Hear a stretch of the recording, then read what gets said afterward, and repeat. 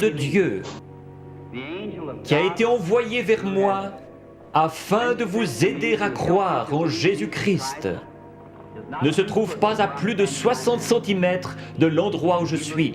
Si vous croyez que je suis son serviteur, vous accepterez ma parole. Je ne peux pas vous y forcer.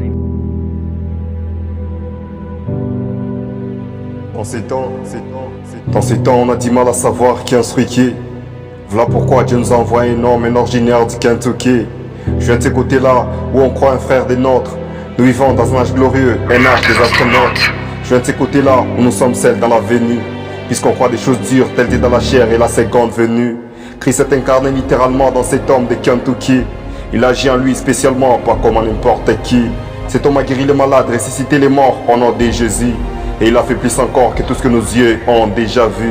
Mais quelle est cette grande montagne devant Zorobabel? Elle sera aplanie, son histoire s'achèvera et on ne parlera même plus d'elle. La suite, certes, provoquera toutes sortes de confusions. Mais après ces pommes, ne me jugez pas, tirez votre propre conclusion. Puisque je dois les dire, je ne peux pas rester sans les mots. Je continue l'histoire en disant ceci, qu'il y a ici plus que Salomon. Les trois étoiles se sont croisées au moment de sa naissance. Les rouges-gorges à Paris pour chanter question de reconnaissance. Car le Messie, qui était parti à 2000 ans, devrait encore retourner.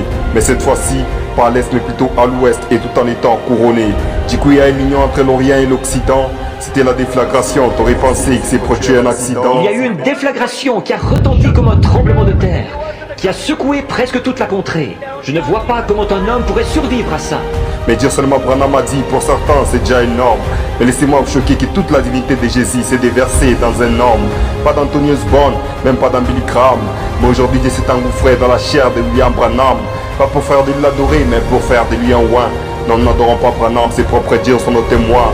Dans les corps de Christ, chacun a une place, il n'y a pas celui qui manque des rôles. Et pour mon prophète, il a fait de lui les réservoirs de la pire parole.